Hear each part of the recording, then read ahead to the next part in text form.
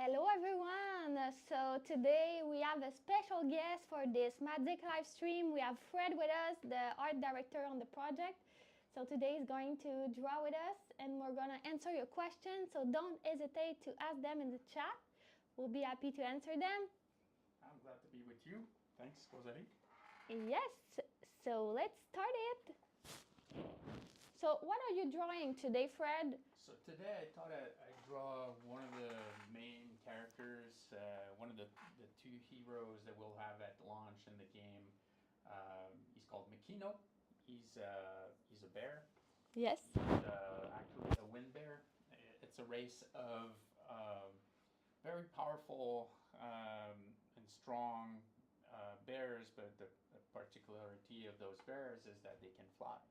Yes. So, but Makino is an outcast. So the tribes of wind bear have strict rules in this world, and if they befriend or help any other people outside of the tribes, then that's a recipe to be outcast. Oh, it seems like your mic, it's not working properly, so maybe we can just, I can just pass you my mic for the moment. Or is there a button on there that I didn't press? Maybe it's like muted or something. I don't know. But if my mic is working, maybe we can share it. Sure. So, yes, so if you guys don't know Madzik is a new hack and slash that's coming soon on Steam. So it's based on the 80s vibe a lot. And there's Makino, is the tank character whose Fred is going to draw. And there's Veroline, she's the spellcaster, so you can choose between the two. And you will see Makino today. And thanks to Remy, is going to arrange our mic today, thanks to the IT at the office. The guru is here. All right. So it's working now? It's working now. Thank you. So, don't hesitate to ask questions. But Fred, I have some questions for you today as you draw. Do you want me to start the drawing? Yeah, let's start it. All right. So first, what do you use to draw this beautiful drawing? Yeah, so today we're gonna do the inks on the sketch. So don't worry, right now you're not seeing the drawing really well, but because it's really light, I use a 2H pen, Yes. so pencil. So it's just to lay the big shapes on the paper, and then after that, when I feel everything's in place, I can jump into the inks. Yes. I could also do a refined pencil, but I think usually the way I work is when I feel that the things are in place, I jump in. Yes. So yeah, I'll be doing the inks on Makino. So Fred, you're an artist, right? So you draw a lot in your free time, and you did some stuff on Madzik. Yeah, I had the pleasure of working on the game as one of the art directors on the production. I have to say, I've been drawing for a very long time, but because of my other duty in the studio, I haven't drawn as much as I'd like. So there are many artists that worked on the project that are way better than me and faster than me. So kudos to those guys. Yes. But yeah, I think since the story, the backdrop of this game is born out of a collection of bedtime stories I was telling my kids, and then we aged up the concept so that it was pleasing it was interesting for an older demographic as well. So you kept the characters in the world of those stories? So in this project, what I did is I redrew with maybe an aged up look all of the characters for the game as reference. So the artist could do the 3D modeling and the visuals based on the characters that we had already created. Yes, and we have a question already. So are you guys taking chat questions today? Of course. We want you to ask many questions today, so ask any question. We will be happy to answer it on Madzik or on the drawings of Fred also, so don't hesitate. Sure. And let's start. Start. So, did you have any inspiration for the world of Madzik games, video games that you played when you were younger, or? Yeah, in fact, the first generation of folks who got acquainted with video games, and I'm talking about growing up in the 70s and the 80s. So my experience with video games early on, there were few games, not necessarily all accessible, but as soon as I got my hands on a computer, and in my case it was my parents bought me it was in a Coleco Atom computer. So I started to play the games on there. I remember Buck Rogers was one of the, and it was tape cassettes, right? It was, it's hard to imagine those nowadays. So not even a floppy disk or a CD. It was really those cassettes that we were using to play the games. So that's part of my influence, but I also grew up during the 80s when a lot of the vibe was influenced by the synth pop wave music. So think of different groups like or one of my favorite is Electric Light Orchestra. So that was the background music that we had. And what's really funny and interesting, everyone from my generation noticed that if you listen to the radio, if you watch some of the movies, that the blockbusters movie that came out in the recent years, there's a big revival of the 80s. It's coming back. We saw it with Stranger Things, The Weeknd, for example. Yeah, so it's all influenced by synth pop music, I believe. Yeah, we have a question now from Liana. What was your inspiration for Makino? So that's really all of this is really a co-production.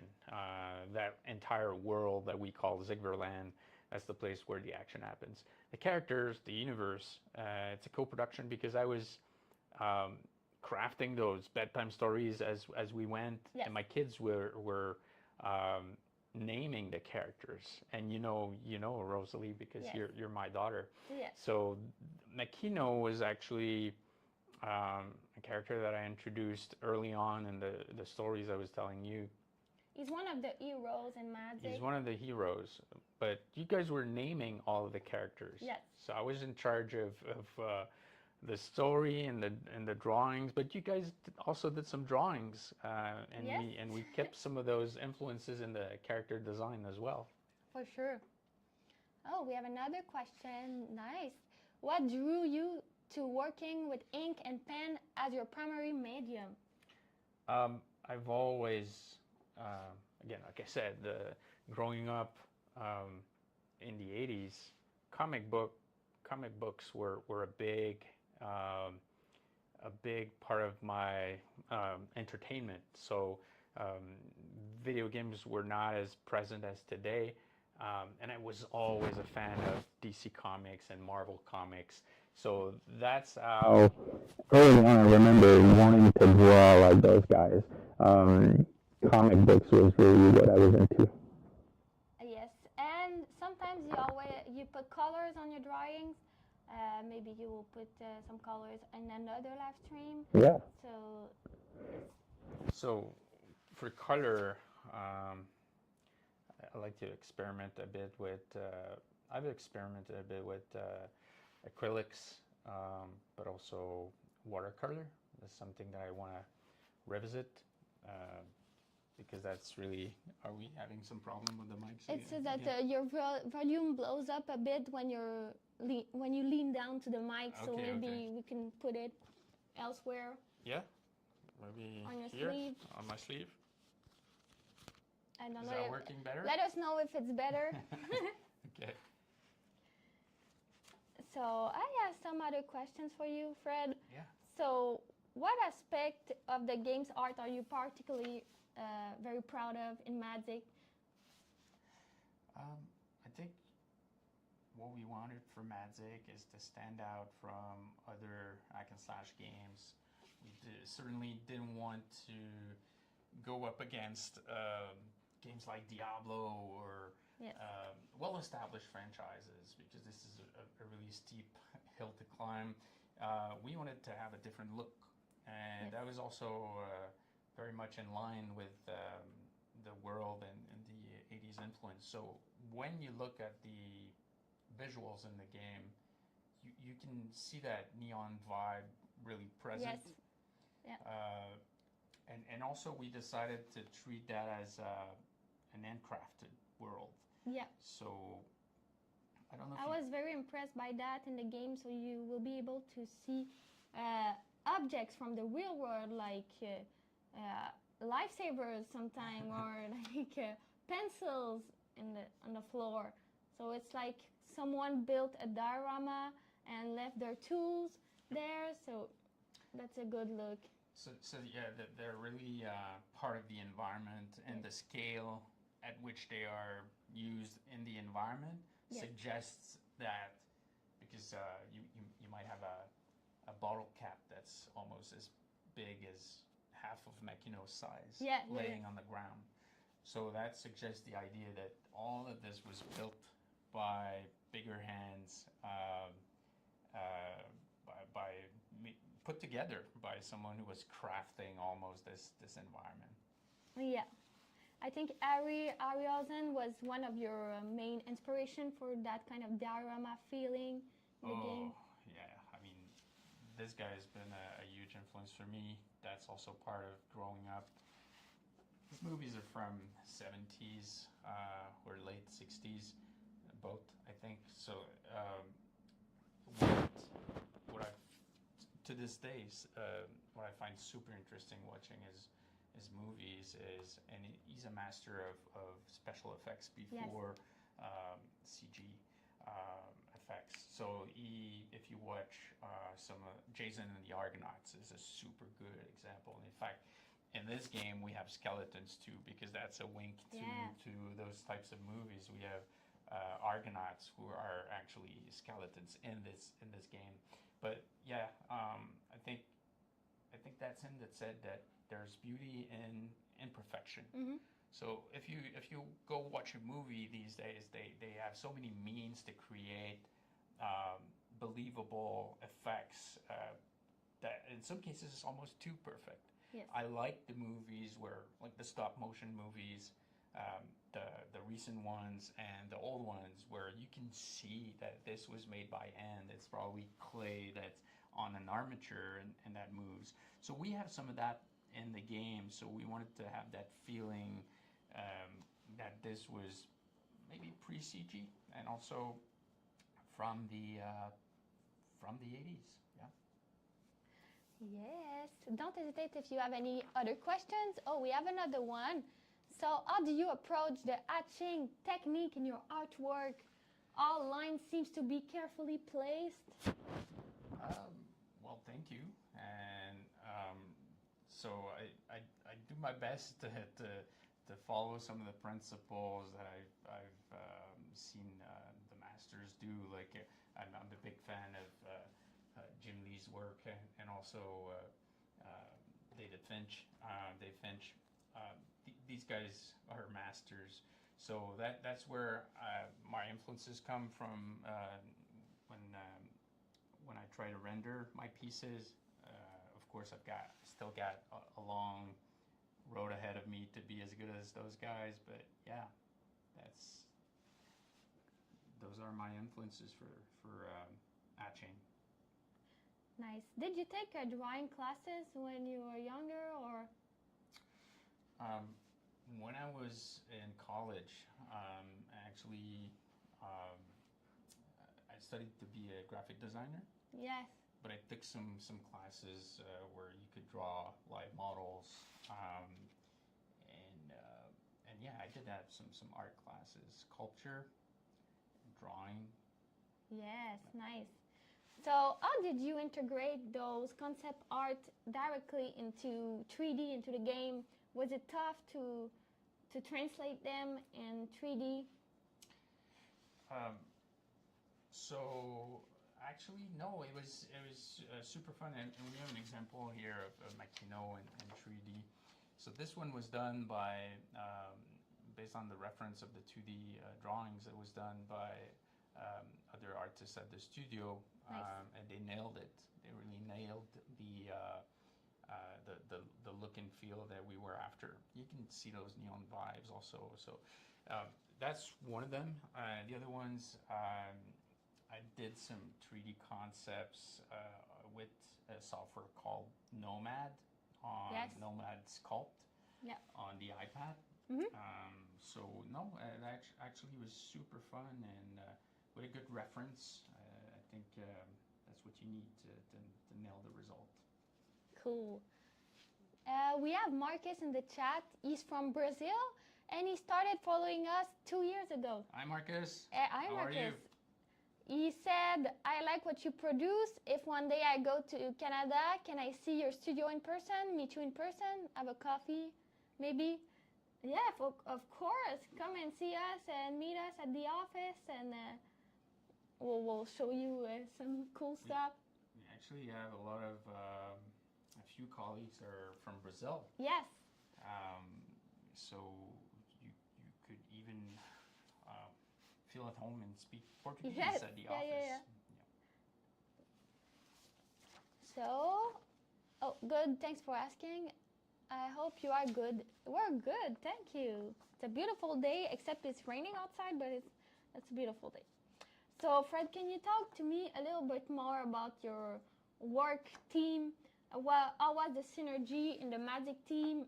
How was the brainstorming sessions? How were the brainstorming sessions? Yes.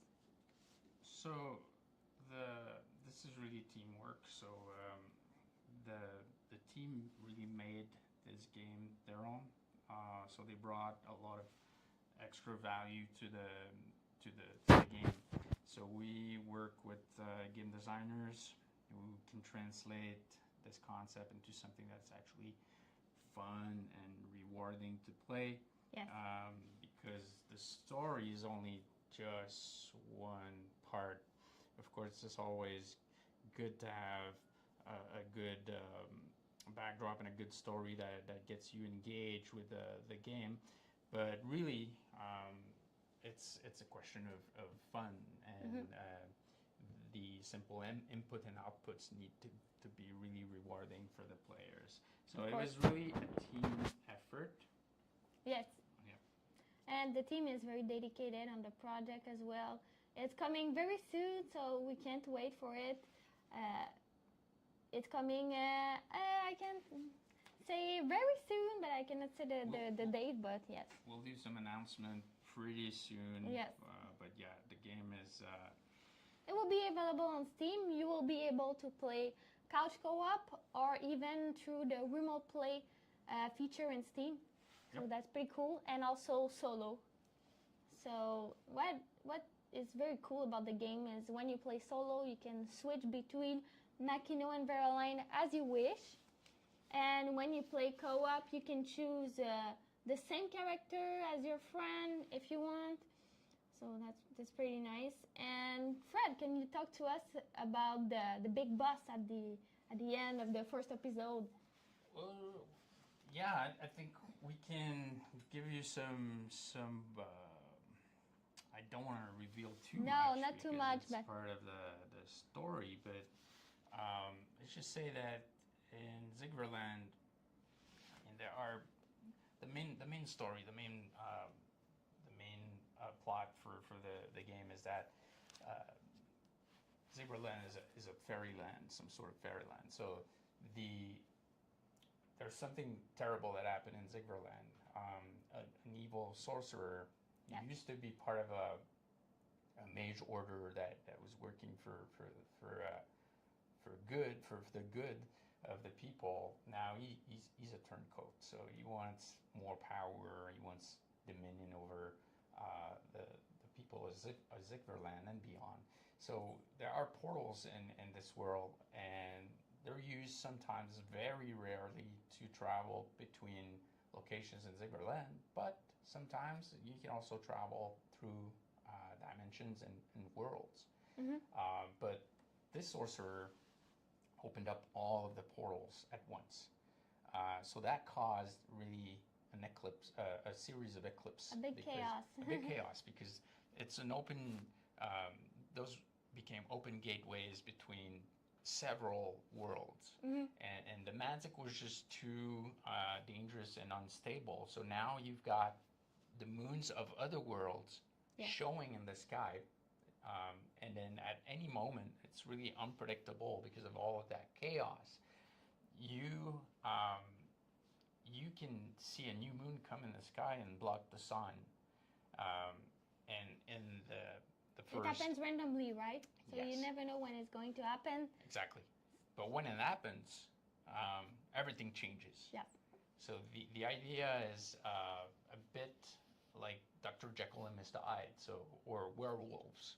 But everyone is subject to those mutations. But not only the people, but the environment also. And we've got several moons that do several types of effect. So we've got a nice moon, we've got a fire moon. We have a new moon coming up in the full version of the episode 1. Yep. So it's going to be a nice surprise for the third moon. Yeah. And then to go back to your question, where I was going with that is the architects of the portals are a race of like super beings called the Gutkins. Yeah. And these guys are not really super friendly. In fact, their agenda is pretty.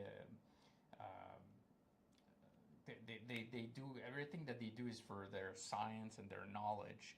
So they hold all of the secrets to those portals. And what our heroes are trying to do basically is close the portals all at once to regain some sort of normalcy to the world. So Yes. that's their mission. And then one of the bosses in the game is a Godkin. Ooh, nice. Don't hesitate, everyone, to ask your questions. We have a lot of people watching us right now. Cool. So, Fred, I can continue with one of my questions. So, did you encounter any interesting anecdotes or stories during the art development process of Madzik? Are there any Easter eggs in the game that we need to discover? I don't know. Good question. Do we have Easter eggs in the game? I think you need to pay attention to those handcrafted objects. You may be surprised sometimes to spot them and see them. I think, yeah. I think the game has a lot of subtle references to everyday life objects. Yes. You're right. So it's a discovery when you play the game, and then sometimes you'll realize, oh, this is a popsicle stick. And they're all woven. We use those elements to craft the environment. So. And a lot of objects are reference to the 80s, like some explosive from the 80s. I don't know what they call, but you will see some references, and you'll have a good laugh with the banter between Makino and Veroline also, because they're best friend, but you will see that Makino is pretty grumpy all the time. Yeah, And, like here, he's not happy at all. they have a good synergy in the game. So Veroline, she's a spellcaster, so she can do her spells like the big vortex, and Makino can jump in and smash his hammer in the vortex. So they have good synergies in the game. Yeah, and the story, those two are best friends, and yeah, they work together super well in the game. Yes. Oh, we have a question. Have you ever encountered challenges unique to working with ink and pen art for the game? Particularly, ink where mistakes can be less forgiving. Yeah, I think that's where you're right. I think ink is really you go in and you deal with what happens. But thankfully, I've got ways to correct mistakes because I do make mistakes. So these types of pens, like this one. What is this one? This It's a white one, or Yeah, those are markers that allow you to make corrections.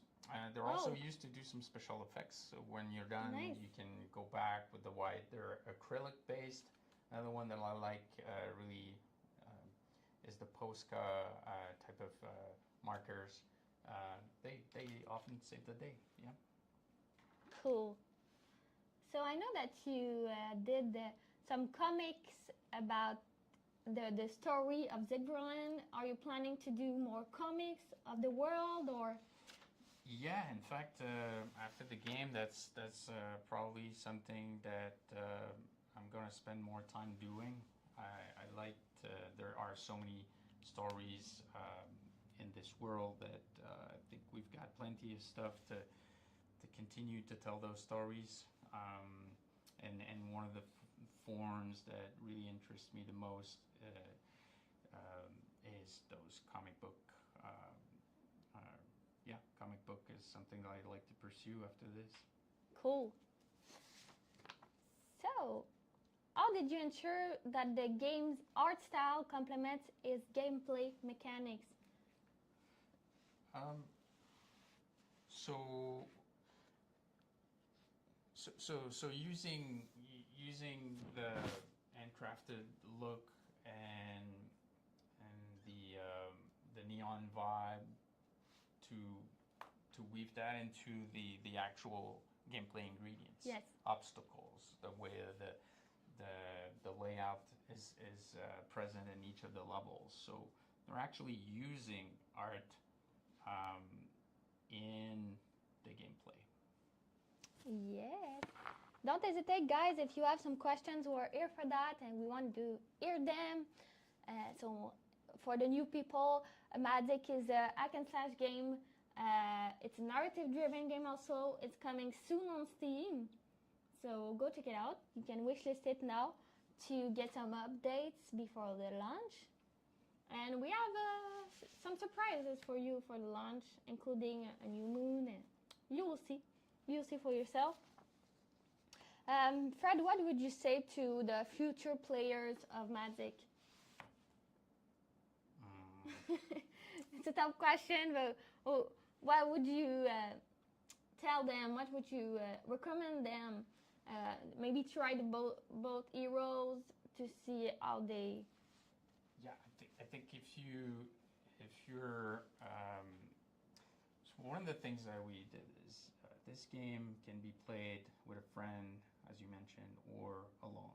Yeah. So if you're playing alone, it's similar to games like Darksiders Genesis, where you can still have a taste of both both styles of gameplay. So Verline, like we said, is more of a caster area of effect. So as you play, at all times, you can switch character if you play alone. If you play with a friend, then really that's where you can exploit the synergies real time.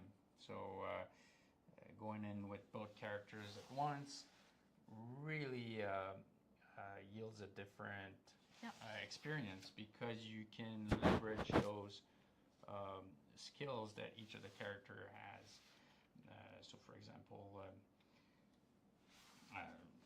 one of the things that I like to do in the games, Caroline will cast some sort of vortex that brings all of the enemies together in a tight pack. So then Makino can go in with his hammer and really can do some serious damage while they're all clustered. Yeah, and one of my favorite attacks of Verline is also when she charms enemies, so they start fighting each other. That gives a great advantage. That one is pretty cool too. Yes. Oh, we have a question, but it's not about Madzik. But do you think about making a platform game one day like Metroid? I don't know. That'd be fun. That'd be cool. I mean, currently, the studio is working on other pretty exciting projects apart from Madzik. Um, and actually, we can talk about it because it's been announced. But we have a Pathfinder game in the works. So for all of you fans of this IP, I know I am. I think the game that we're building is also an hack and slash. Yes. And you'll have a chance to play the Iconics. So the Iconics are very famous characters from the lore of Pathfinder. Yes. So that's the next that's the next one for us.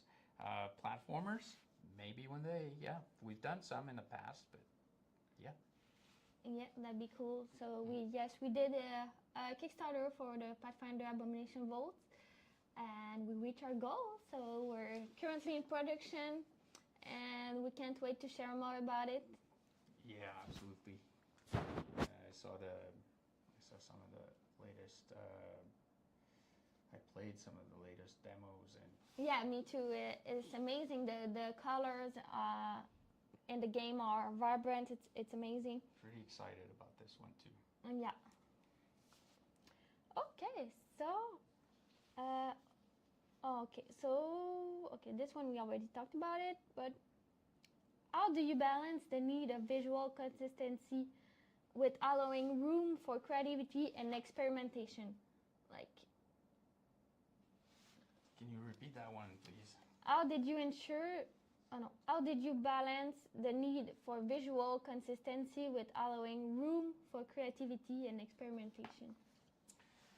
I think the experimentation really, most of it, you can have happy accidents occur while in production, but the pre-production phase is really meant for those that research and that experimentation.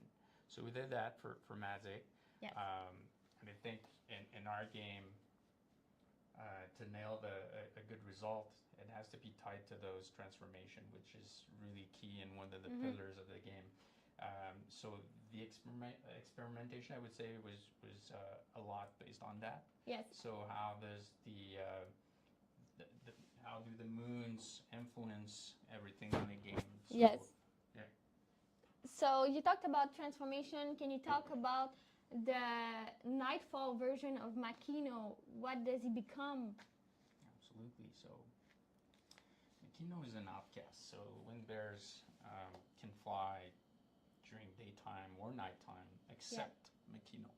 Okay. Because when he was outcast by his tribe, it's actually a power that he lost. But because of the eclipses now,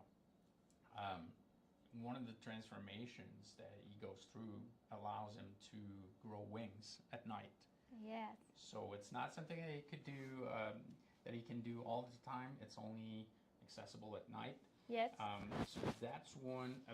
So the wings in the game are actually not there to only fly. They're used as defense and weapons also in the game. He looks pretty badass when he's in his night form. Oh yeah. And they can gather moon fury through the moon crystals in the game, and as they kill enemies, so that's how you can transform. So you can control when you transform and gather that energy, and when you're in front of a lot of enemy, use it. So that's pretty nice. Yep, the heroes, in fact, the only creatures in Zigverland, apart from maybe the Godkins, that can control transformation. The other enemies that you encounter, they cannot control that. That's stronger than them. They have to change. They have to. It's just something that overcomes them, and they transform every time there's a moon in the sky. Yes. We have 31 people right now watching us. Thanks to everyone. Hey, thank you guys. Don't hesitate to ask questions. Oh, thank you, Marcus. Have a nice day to you. Take care, Marcus. Yes. Thanks, Marcus. I see you in another live stream, I hope. And we have some other live stream coming up with some other departments working on Madzik, and we can't wait for that. We also have a lot of stuff coming up on social medias, and right now we have a beautiful giveaway to win a Steam Deck branded with the Madzik key art. So it's an amazing giveaway. You can see it on our social medias, and you can participate on Glee. So it's until June 14th, so you still have time to that's participate. something I'd like to have myself. It's super The new nice. Steam Deck. We have another question, more art related, Sure. from Sophie. How do you determine line weight when a line is darker or thinner? So the first pass that I do usually is all the lines are very thin, and that's just to block out the forms, and then I go back. So different people use different techniques, but when I go back, that's when I really play with the line weights. So once I've done the line art with the brush or the micron, then I will go back and really emphasize the line weights. Line weights, usually one of the ways to do it is really to think about your light source. So let's say we've got a light that's coming from here, and that would mean that when I go back with maybe a marker that's a bit more that produces bigger lines, then I will be mindful of, okay, the sun is coming this way, so everything that is away from the sun is normally going to have darker lines or bigger lines. So that's the way I do it. Cool. So I know that you already made full of drawings. You made the Veroline. Yep. You made some versions of Makino, of the boss.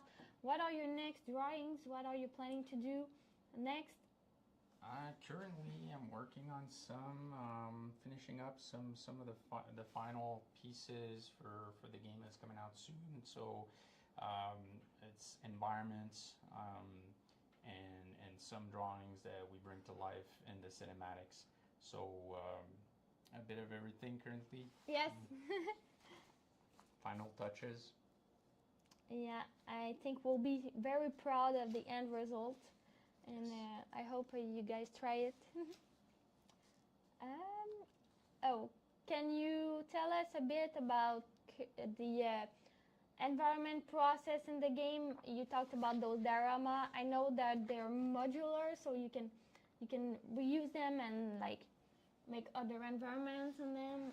Can you talk about that maybe? Yep, that's when I was talking about the pre-production phase. That's really something that came out of that phase, to try to be smart about how we build the levels. So and how we could potentially reuse some components to build more levels faster. So the idea is that almost all of the rooms that we have in the game can serve different purposes. So they're dressed differently, but sometimes we'll reuse the same room, and we have a bunch of alternate entry points and exit points in the modules. So that way we can dress. So we have different biomes in the game. So one of the biomes, for example, is the forest. So if I have a certain shape of room, I can dress that with trees. I can dress that with bushes and all of that stuff. And then if I go into another biome, let's say the caverns or the caves, then I can reuse the same island, because all of the rooms are floating islands in the game, and then dress that with something else, and then change the exit and entry point, and of course bring a lot of variety by having different enemies in the room, and different interaction points as well. But it's just a way that was allowing us to to come up with more levels a bit more efficiently. Cool. So what are the kind of enemies that we can see in the game? You talked about skeletons earlier. Yeah, I talked about the Argonauts, which we made into skeletons in the game. There's some gnomes also. Yeah, the mad gnomes. I like those guys.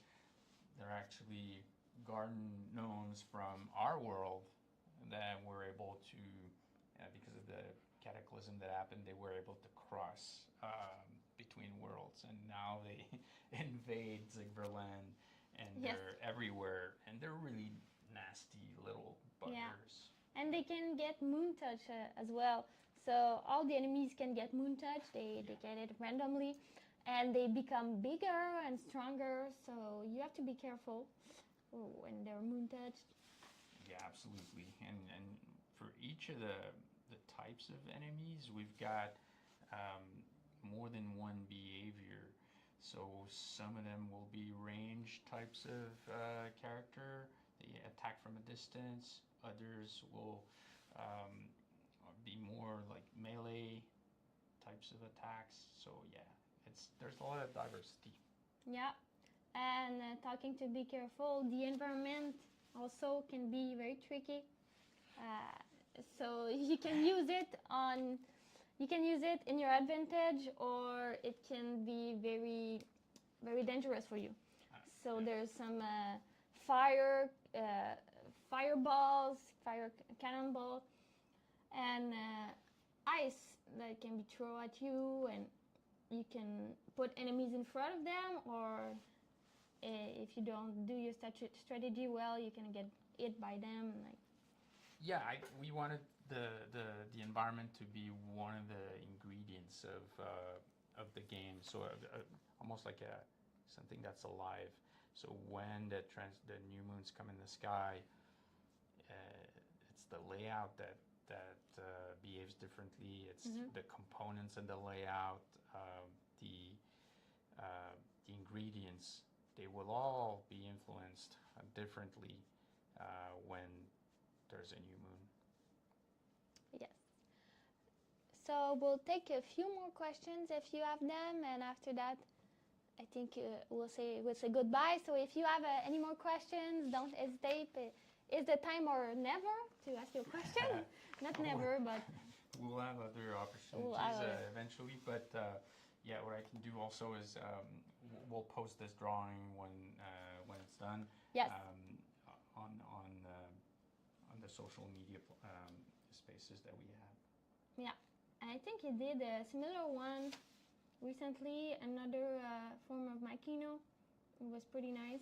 Yeah, I think the other one that I did recently is the one that you've got here. So that's. This one is cool. Makino. That's actually part of cinematic. It's a bit dark on the screen now, but yeah, I think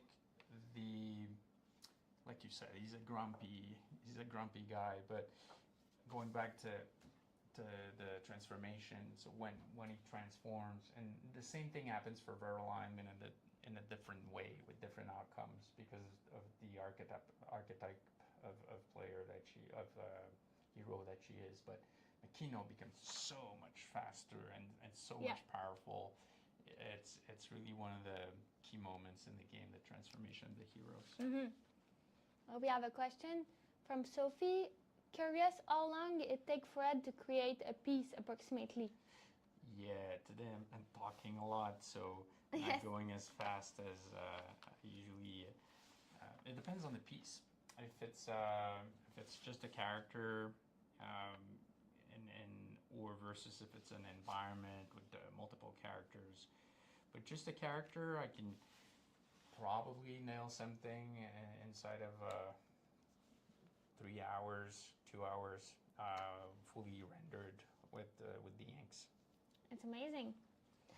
Not that. I know people who are faster than that, but yeah. Oh. But you also do sculptures and you do painting a little bit, so you do a lot of style of art in your free time. Yeah, I like digital sculpting, but also traditional sculpting. Yes. A like drawing on a tablet, but I also like drawing on paper. It's I Do think you prefer tablet or paper? I think I prefer on paper. Yes. It forces you to think about what you're doing because there's no undo. Yes. There's no so it's a bit more. You need to be really involved in what you do, and it's also good practice for when you go back to the digital form of what you do. Because I don't know, for me it was maybe it's because of the fact that I grew up in a time where there were no tablets and digital tools as good Yes. as the traditional ones. But yeah, I think there's a good balance to be maintained between the two to be in my case to feel like I'm progressing. Yeah. Cool. So if you don't have any questions, I think we'll say goodbye for today. So thank you, Fred, for being with us today, and you did a beautiful work today. Just a piece. Not finished yet, but we'll send you the result. Yeah, and I want to thank you guys for joining today. It means a lot. Thank you for your support, and wishlist the game. It's coming very soon on Steam. So I think you'll be very happy when it's coming out. So we have another question from the social media. Yep. Before we leave. I played a lot with LLOT, and I'm wondering if there will be other characters from that game that will be playable in the near future in Madzik. I'm a Pestipew fan, he said.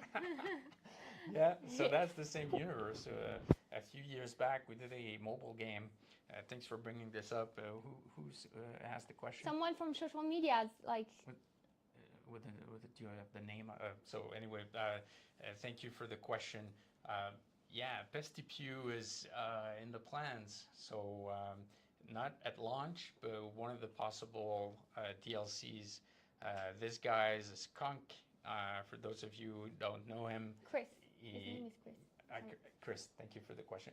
So the Pestipew is really a fun character. He shoots. He has this suit and those pistols that channel and shoot the nasty fumes that he's able to produce naturally. Yes. So he's a happy trigger, maybe a DPS type of character.